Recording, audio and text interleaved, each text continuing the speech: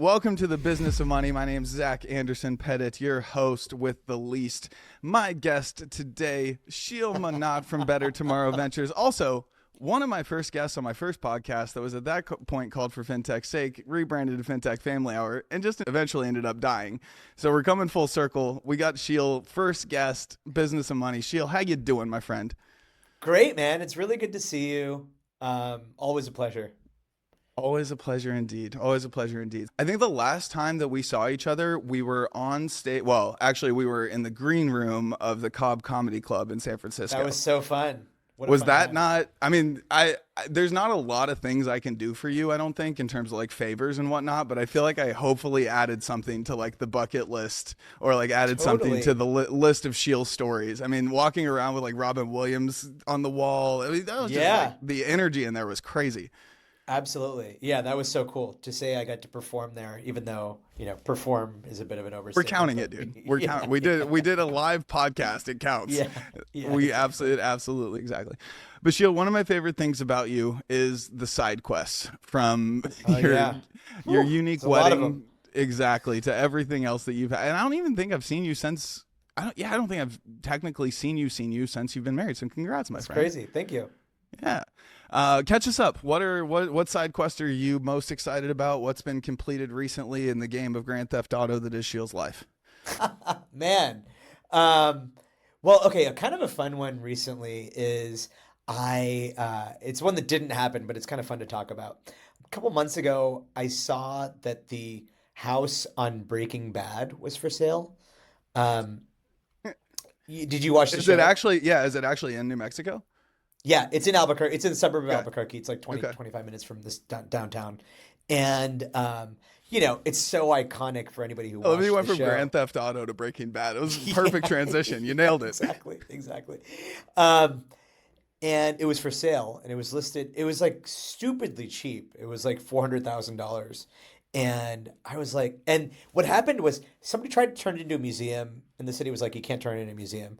But then I was like, I could buy this house and turn it into an Airbnb. Basically, like the house is the experience. Yeah, yeah, yeah. And I bet it would be occupied all the time because, like, if you're going to Albuquerque and have the option to stay in the Breaking Bad house, like, wouldn't you take that over other options? And so like, I built a model. I like, booked a flight to Albuquerque. Like, talked to the real estate agents, and then ultimately, sort of over the course of a weekend, did a lot of work, but got outbid on the deal. So that would have been a fun side quest if I got it. But, it was a fun side quest either way, like doing the work to think about buying it and then ultimately getting outbid.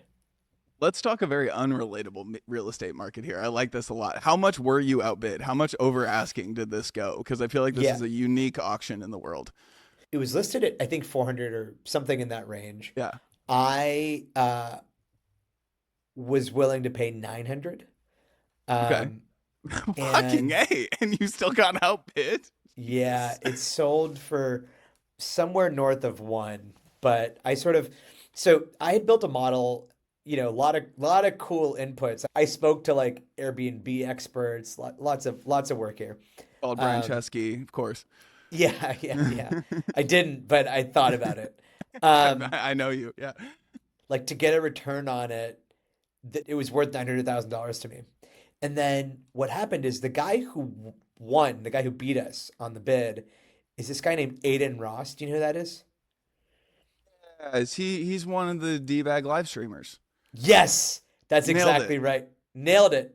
So I Pop first of all, culture for 400. yeah, I had no idea who he was personally, but I found out after the fact. And he, look, he has another revenue stream that I don't have, and he has a marketing channel that I don't have, this live stream. So like he can make money like sort of talking about it on the live stream and then advertise to his fans on the live stream to stay there. So I didn't have that. And so he was able to bid more than me, which makes total sense. Gotcha. Well, Aiden Ross, I wish you the worst of luck. That's Wish my you the takeaway worst, from it. man. I wish you many a termite and lots of foundation damage, motherfucker. Yeah, exactly, exactly. I love it, dude. Okay, so since I wasn't at the wedding and I only got to see it on Twitter a little bit, before we get into the actual meat of this, I have to and Taco Bell, so meat. Anyway, tell me about the wedding. How was that? How the hell did that come about? And I know you've told this story before, but Oh unique no, dude, listenership so here. fun. So okay, so first of all, we had like a series of weddings, but I think the one that you're probably talking about is the one that was sponsored by Taco Bell. So Yes, that would be the one. I am all about Sheel being in love. I know you're a wonderful woman, yeah, all yeah, about yeah, it. A lot more concerned with the Taco Bell sponsorship, to be honest totally. with you. So backstory, I'm a huge fan of Taco Bell. I grew up, yeah, vegetarian, like spicy food. It was kind of like a good um, fast food option for me as a kid. So I just always loved the food. And then I posted about it on Twitter a few times. Um, and then Taco Bell had this contest where they wanted to sponsor one couple's wedding in the metaverse. So this is a few years ago. Actually, it's after the metaverse was cool. If it ever was cool, it was definitely not cool by the time we got married.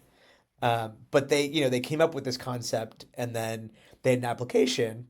And I was actually like on a road trip with my wife, and people were tweeting at me like, "Hey, this is perfect for you."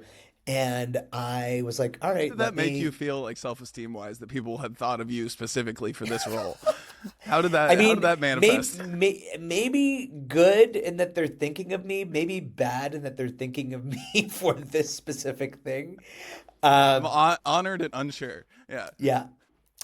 So I ran it by my wife thinking she'd be like, "This is a terrible idea. Absolutely not." But she said, "This is a terrible idea, but yeah, I'm down for it." And so we applied. We like it was quick. We made a 2-minute video. We didn't really think anything of it. Submitted it, and then, but we were like, "We'll submit the video, or we'll make the video, but we don't have to submit it." And then finally, we submitted it, and then we were like, "Well, if we're not going to get accepted, but if we do, we'll just say no." So that's how it started. Then we get a call a month later. Actually, what happened was it was at Taco Bell was trying to DM me on Instagram.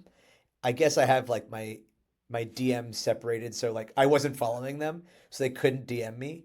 But they had DM me. Was it going into my other folder or something? Anyway, eventually they reached out to us another way, and they were like, "Hey, check your DMs."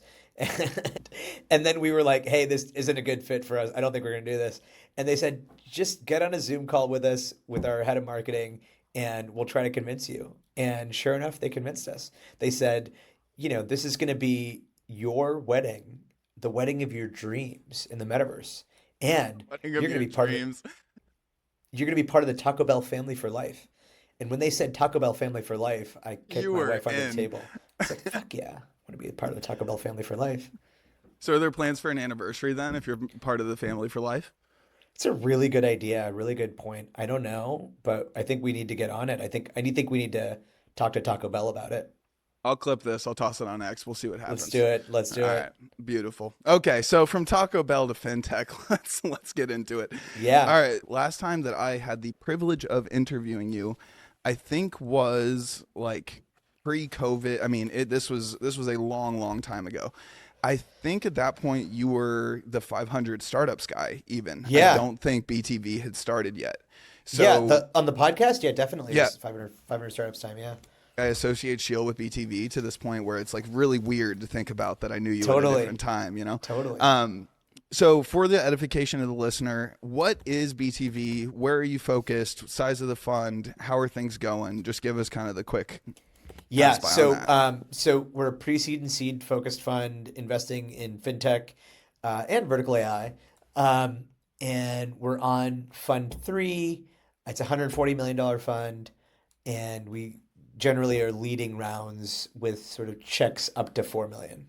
It's funny how the world is shifting in this place where you say, fintech specific, and then, oh yeah, by the way, vertical AI. Like just everybody is kind of in that space right now. I'd say, And listen, like we always were doing fintech and vertical SaaS, well, you've because been focused on data from the beginning, and you've been talking about machine learning a lot longer than other people. So yes, it's really we think about fintech in a broad way, like I'm sure you do. And I think a lot of these companies that people don't think about as fintech companies, we want to make sure that people think about us for those too. I think something interesting. Naval, I think, just published this recently, but one of the things that he said, think it was today this podcast came out. I was watching it on Twitter, and he said basically that software alone is uninvestable. So building things that no one else could build is not a competitive advantage anymore, especially in like consumer or business software. Maybe in science it is, but in the worlds that we're talking about, it's not a competitive advantage. Are you seeing anything that isn't AI native today? And if you are seeing it, I mean, is it interesting to you at this point? Yeah, it's a good question. I think kind of everything is AI nowadays, but I would say there like some are more AI than others. And I would say It's a definitely the spectrum. It's AI. always a Yeah, it's a spectrum. spectrum. And I would say the AI companies are more interesting. They're just growing faster and it feels like a real shift. That's a tremendous opportunity right now. Yeah. Do you worry about some of the, I mean, not even compute constraints, but some of the business models? I mean, the number of GPT wrappers, yada yada yada. I mean, does that concern you a little bit for the venture market broadly? Maybe not for BTV because you guys actually understand the vertical market you're investing in, but more broadly, does that worry you? I'm totally worried about it. Yeah, I think a lot of companies out there are relatively thin wrappers, and I think a lot of those get sort of like eaten up by the model companies. So if you think about like 3 or 4 years ago, one of the hottest companies was Jasper, and it was a company that helped you write.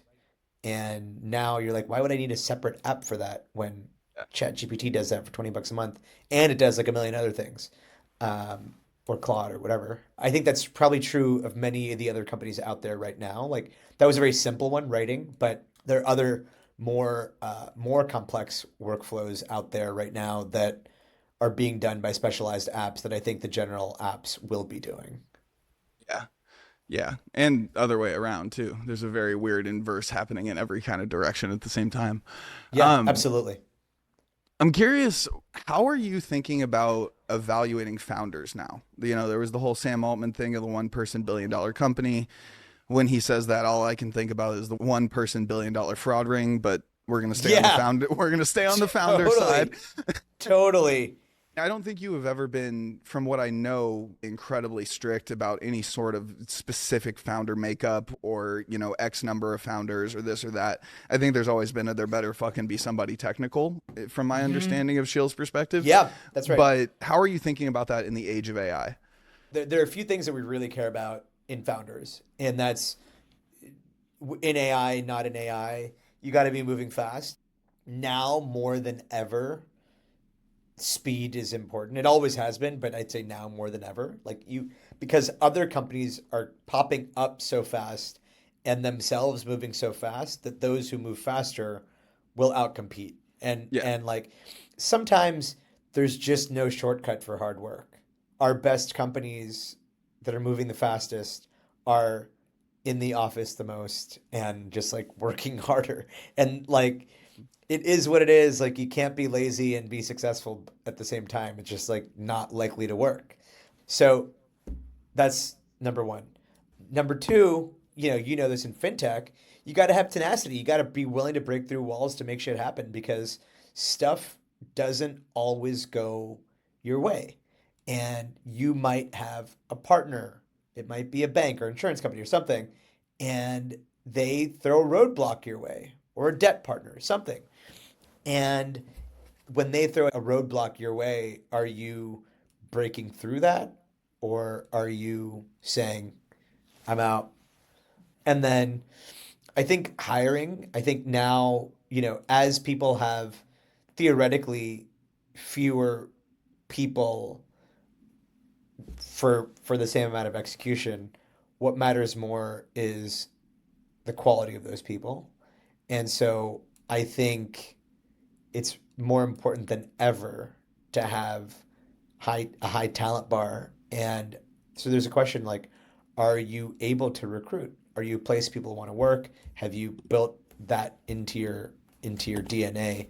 And or do you have some superpower where like a superpower could be, hey, I was CTO of Ramp or some some successful company that had good talent, then that would be a Ram's who I was superpower. going to bring up. I mean, in terms of the ability to just suck up all of the talent in the room, seemingly inside of the fintech world.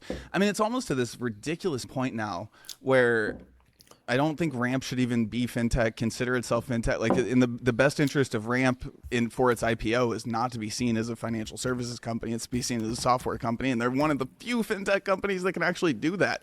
And I'm like, I kind of want them to just like leave us behind almost. Like stop speaking at Money 2020. Like go forth, break out and be the first one to actually truly do so. I mean, Circle, Bill.com, whatever, but it does feel like there's this gravity around, like, if it's all the LLMs and the foundation models, right? And then Totally. outside of that, it's Ramp, Plaid, and then I start to struggle a little bit more after that in terms of just like mass scale actual attraction of talent. It's inside of fintech, at least. It's crazy to see what's happening. Totally. Do you have any new rules that you've developed in terms of how you evaluate founders in this age? Like, if they're not able to answer your questions about kind of like what they're playing with on the weekends, I imagine that would kind of be a red flag. What are those things? One thing is, it's just like, to get started is easier than ever. It's like really easy to build something. And so if you come to me and you haven't built a product that I can see that you've tried to sell to people, then I'm just not interested. I don't care if it's fully polished or anything like that, but I need to see that you've built something. So that's one thing that's changed. Like, we're not investing on decks anymore. I was going to say, is the idea round dead? Is it finally dead? Yeah, I think the idea round's probably just the prototype round now, because prototyping is so much easier. I guess it depends on what vertical we're talking about, but do you think that we can have a sub 10 person billion-dollar company in fintech? I don't. No. Is it maybe possible? Potentially. I just don't see it in fintech. And even outside of fintech, I think it's hard. There was this company, Medvi. I don't know if you saw, there was a New York Times story about a few weeks ago that was claiming to be the first one person, $1 billion company. And then the whole thing is basically just medical fraud. Yeah. And as soon as it came out, again, that's what we all expected, right? Like the first billion-dollar company was going to be a billion-dollar fraud for the one person you nailed variety. It. Yeah. So this guy, basically, he's selling GLP-1s illegally. He's marketing them illegally. He had like all these ads from doctors that were actually fake doctors, and that's totally illegal. You're so stuck up on the small stuff, Sheel. He was doing it at scale. He was doing it at scale. He was doing it at scale with $1 billion of revenue, supposedly. I'm surprised the New York Times ran with it. I think they had like, they wanted to break the story of the one person, $1 billion company, and they did it. And they didn't do any homework. They didn't realize the FDA was already after him. Like, it's like, come on, guys. I Googled it for 30 seconds and came up with all this FDA stuff. So, like, obviously they did too and chose not to report on it, which is really messed up. I don't know how big you are on the New Yorker. I wasn't big on it at all, but I watched an hour-and-a-half long documentary about it the other night. And I had no idea that they have like they're like a 200 person max, and they have like 30 or 40 fact checkers that are, their entire job is literally to call it. Obviously this is a thing in media. I'm not a complete idiot, listeners, but they were calling on like, is the name of your dog spicy? Were you having this for breakfast the morning when you met with this person? Like, it's so specific where like there's no way that they ever get anything wrong, but I still find them getting stuff wrong. It's very confusing. Yeah, it's crazy. What about you? How many fact checkers do you have for the Business of Money podcast? I got nobody. You got nobody. Anything so I you can say just on, say whatever go. I want. Go. Misinformation. Let's do it. What do you got? Anything about Russiagate? Well, I heard you got a new job at Ramp. There you go. Yeah, perfect. I'll cut that and send that to Eric. He'll love that. And their hiring department will too. That's great. Well, maybe who knows? The world's a strange place. Who knows? Maybe who knows? Maybe my twin does. I don't know. No, I'm just kidding. That's actually not the thing I was talking about before. All right, getting a little bit more into, we're kind of talking about talent, so let's go there a little bit more. I don't know how much this is going to be true on this podcast, but I had a lot of student listeners, like a lot of folks at Wharton Fintech, things like that on my previous podcast. And I always try and ask a question or two, especially of folks like you, about kind of being one of those youngins today. So I'm curious, if you were coming out of high school, one, would you go to college at this point? Two, what would you think about studying, or what are some options you'd think about studying that you think would at this point still pay off? Would I go to college? I think like knowing what I know now, maybe I would go and drop out. A lot of people, I think a lot of people are thinking like I can drop out and do YC and YC will be my college. It seems like a popular thing these days. Maybe I'd be one of those people. Um, I think it's a great question. What would I study? I'm pretty STEM focused, so I probably would continue to study something in the engineering world. We're going full barbell here, right? Yeah, It's either all the way humanities or all the way technical. And it seems like maybe somewhere like right in the middle, there's some value. But they're like, these are the 2 points of extreme value that we're finding today. There was just something I was seeing on LinkedIn. This is not a humanities thing, but Anthropic's paying like 400K for their like event lead role. Right. yeah. And thinking about Must be some of nice. this Yeah, not, yeah, I not left money shabby. 2020 to make sure I wasn't an events person. I fucked that one up. Yeah, It seems like the human connection and trust are going to become innately more valuable, and then technical capacities are going to stay valuable. But it seems like a lot of the stuff in the middle, I don't know. Like I'm seeing a lot of PR communications jobs. I feel like those will probably still continue, but maybe not at the same scale. I don't know. It's a weird it's time weird. to think It's about hard to what to predict what invest in. happens. I think like humans are resilient, and we will always have need for humans, but Yeah. what jobs they have, I don't know. That was the most hopeful thing I've heard today. Yeah, We will always have need for humans. we'll always need Um, humans. Hopefully. One of the other questions in this whole kind of talent world is build by partner a little bit. And I think that's even becoming more interesting in the time of AI. Again, I'm sensing a trend.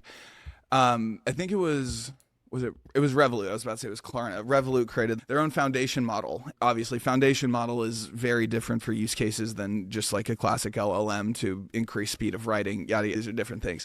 Do you see a future where kind of the moat becomes these foundation models? Like, should almost every company that has access to data at scale have some sort of foundation model in that vein?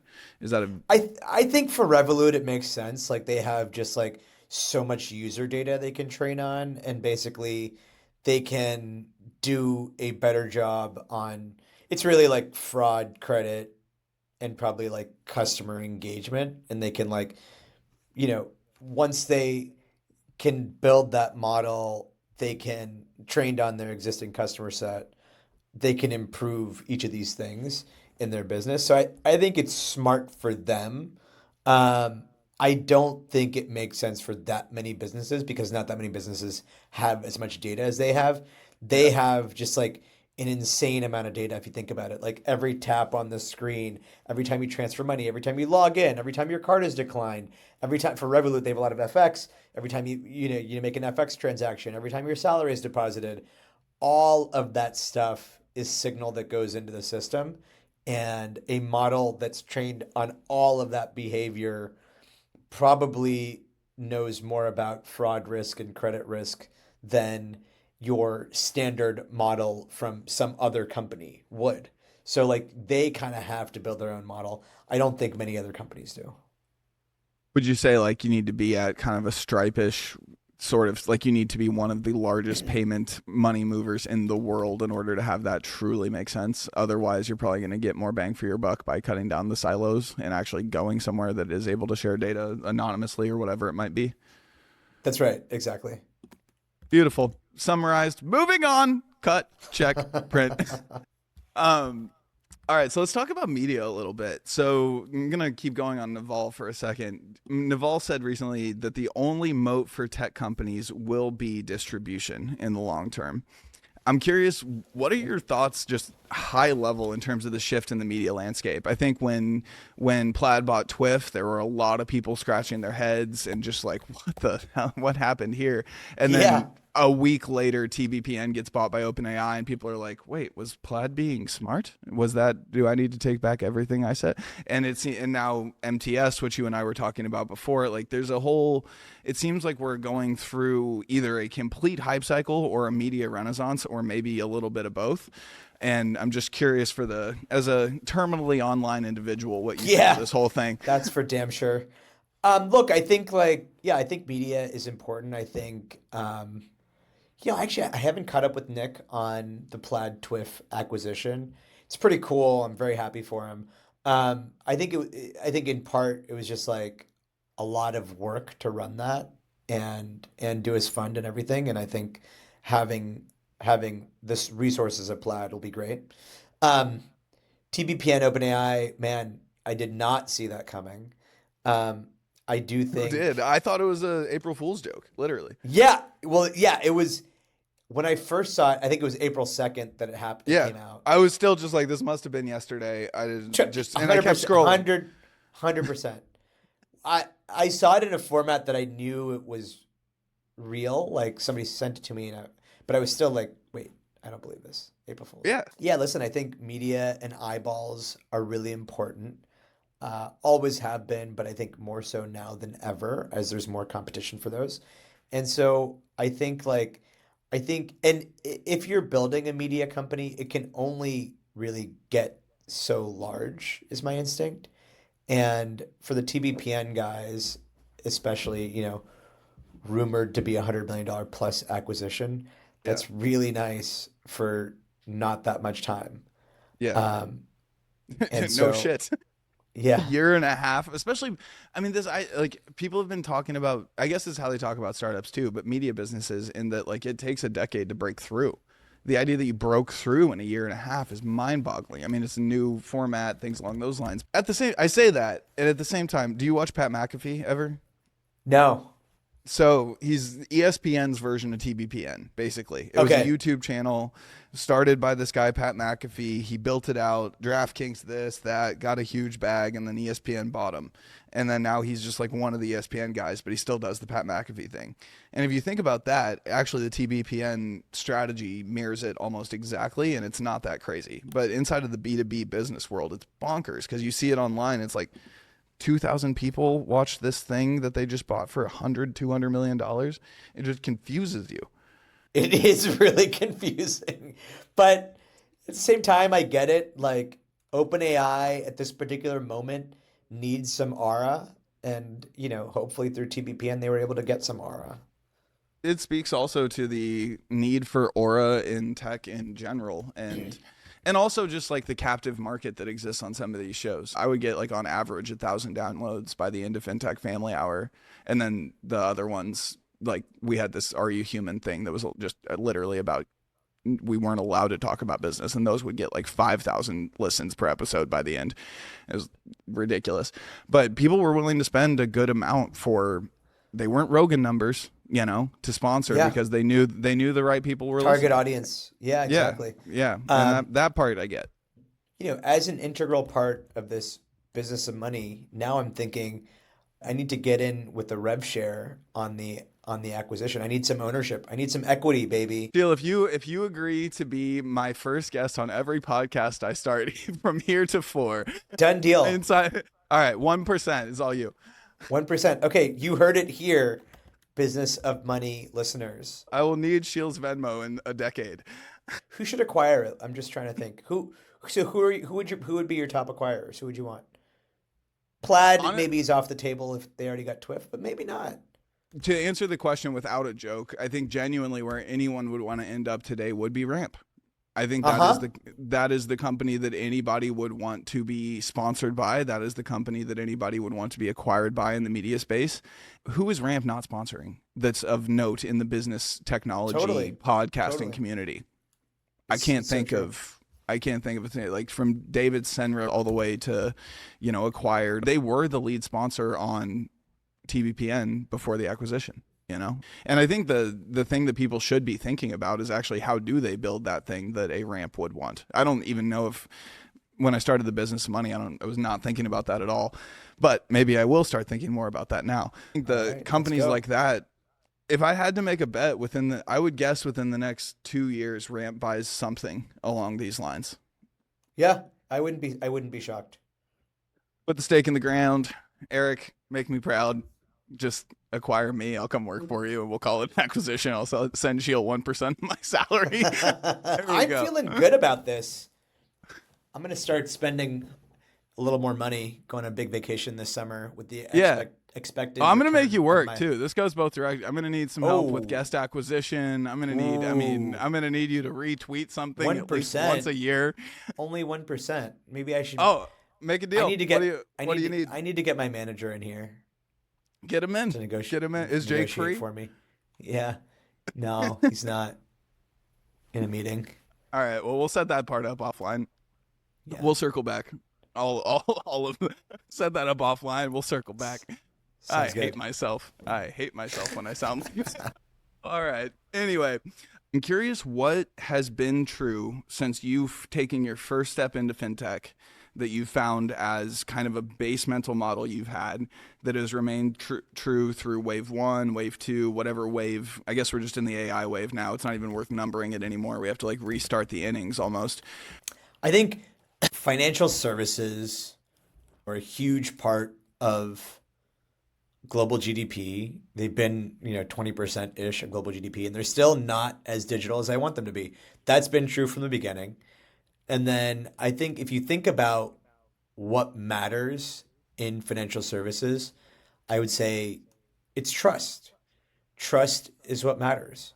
And so the old trust stack was a strong brand, and you might, if you were a bank, you had the nicest building in town or whatever. Um, Regulation, security, customer support, and you'd build a reputation. I think now, so that has been consistent in finance. And I think in fintech, I think there's like this addition, which is user experience is really important. And I think like transparency is really important. To your point on the media side, like community and thought leadership are important in ways that were not before. Um, so I think fintech is the same as it ever was and also evolving. Can we build trust through UX? I've never really thought about that, but I think now that you're saying it, it might actually be one of the strongest places to build trust. Oh, absolutely. Yeah. I think, look, so fintech is all about, so trust, risk, distribution, and regulation. And I think the interface is super important to building that trust. Like there are sometimes when I download an app and I just don't feel safe with it, and I don't want to put my money there, or I don't want to try the app. And actually, like I remember early days talking to Ken Lin at Credit Karma about this. Like he felt like he just wanted to build a trusted service, and the other ones out there were just not able to be trusted, and you could tell in the user experience that they delivered. So I think it's definitely true that the interface matters for trust. Yeah. And I think as part of that, like, your money, it's your money is way more important than like your photos. If your photo app has a bug, it's annoying. But if your money app has a bug, it's existential. And the trust bar is just different. It feels like to me the big shift from the kind of the TradFi piece to the fintech piece is that transparency, and all of that transparency manifests itself in the UX that creates the trust. And I'd never really, I mean, this is crazy for me to have never really thought about because I'm obsessed with behavioral finance, and it's a thing I think about a lot. But for some reason, that had never really clicked for me in that way. Because now that I think about it, every time I interact with Robinhood, and you don't have to comment on this, but every time I interact with Robinhood, my trust is innately decreased because I feel like I'm on a gambling app. Yeah. Oh, I feel like I'm on a gambling app. Totally. So that's interesting. Yeah. I trust the safety. I should say I trust the safety. I don't trust their intent with their messaging to me. I think that's fair. I think a lot of people feel that way. I personally really like Robinhood. I just think the experience is so good. But And like I don't do. I weirdly agree with that part. I just have this thing in the back of my head where, I mean, the thing that got me into fintech was the broker dealer fiduciary rule and the idea Yeah. of being like, that's the thing where I was like, this is bullshit. This is insane. We're selling things that should not be sold to people that should not be buying. And this Totally. has to change. And then, you start to realize the whole entire thing's broken. It has always felt to me like this idea of democratization of access to stock trading is actually just the most genius wrapper for selling order volume and trade flow that has ever existed in the history of the world, which I have an incredible respect for. And Totally. obviously, that one time I was at TechCrunch Disrupt, and I went on stage right after Vlad, and I said something like, and no one on this panel has killed or like is responsible for any suicides or something. I said something fucking nuts. And like bonkers. And Navan had paid for me to be there, and I got up on stage with them and I said that. The whole room like died laughing, thank God, because at this point Robinhood was like hated. But it was, I don't know, it's very bizarre because I agree with you. And I still use Robinhood. It is the sleekest UX that I trust the most when it comes to so many things. I don't know, I just have this thing in my belly. Totally. I wonder how many users feel that way. I feel like I feel when like they probably launched, not most. yeah, I think not most. When they launched prediction markets on there, I don't know, was it 6 months ago, a year ago? Yeah. They were marketing it to me a lot. And then since then, I don't see it at all. Like when I open my Robinhood app, I don't see any prediction markets. I don't see any sports stuff on there. So I think they've toned it down a bit, at least, or maybe they just saw that I wasn't engaging and then decided to. No, so out of one side of my mouth, I'm like, get prediction markets off of there. And then the other side of me is like, if I was Vlad, I would have prediction markets on there so fast. I mean, all of this makes Totally. so much sense business wise. It's all of the things they should be doing, even like Robinhood Ventures, everything else. It makes total sense. Totally makes sense. Yeah. And it's I so don't know. smart. Yeah, it's so smart. Yeah. Maybe I'm just a hater. I don't know. Maybe. Maybe I just discovered that I'm drinking the haterade. Who knew? All right, Sheel. Last question, my friend. And this is you get to be a contrarian on this one. So, what trend are you not excited about? That's either going to end badly or just grinds your gears. And it can be related to Aiden Ross if you want it to. Okay, I hate to say this, but agentic payments companies. And now it could be that somebody impresses me with something, and I do there's this notion, okay, there's going to be an agent that'll move your money, open accounts, optimize your finances, blah, blah, blah, all this stuff. But the main thing we're seeing right now is like, it'll do your payments for you. You will say, buy me Kleenex, and it'll go out and search for the best Kleenex deal and buy it for you. Something I was really struggling with before, by the way. I had a hard time buying it. And so, let's forget that. Let's say like plan your trip, and it'll go out and make the purchases for you. And there are all these companies that are saying, we're going to solve that with, stable coins or some other solution. And I just don't get it. So I am skeptical. I like that skepticism. It's one of the things that I have seen the most hype around. Totally. It's kind of like in the early days of blockchain where you were trying to explain to your friends, like, there's blocks and then there's data in the blocks and then they all go up and then they're validated. You just look like an idiot trying to explain it. I am not even at that point with agentic commerce. I'm not even able to do the big gesticulation of the blocks and I don't even know where I would really start in explaining agentic commerce to my mom, and that's kind of like my barometer for these things. Like if I can't explain it to one of my parents, then I really don't understand it. And it's shitty to admit that out loud, but yeah, I don't get it. Totally. Do you have anything in the social world or like anything? I mean, basically, I'm just poking and prodding you to say that you dislike Aiden Ross after buying the house, but I don't really know who he is, to be honest. I had never heard of him before. He's very hateable, so I'm just gonna give it to you. My wife told me to hate him after, but I don't remember why. I like that. All right, Sheel, my friend, always a pleasure. We'll have to circle back offline, online coming up in terms of your actual ownership in the business of money. This might Yeah. actually be a recurring, maybe this is a recurring trend, is like when I have a really good guest on, I have to give them a little equity. And then if No, they no, no, no, just, no, no, no, you no, no, know, no, no. I don't want to get diluted. My between 1 and 10% stays. escalated quickly. Yeah, no, no, no, no. Yeah, let's just keep it between the two of us. Okay. How quickly you jumped in. Oh, that was amazing. Well, you're the man. Appreciate your time as always. We will have to do this Likewise, again. Well, we now anytime. contractually obligated to do this again on every podcast I start. So here we go. Exactly. Exactly. All right, All man. right, man.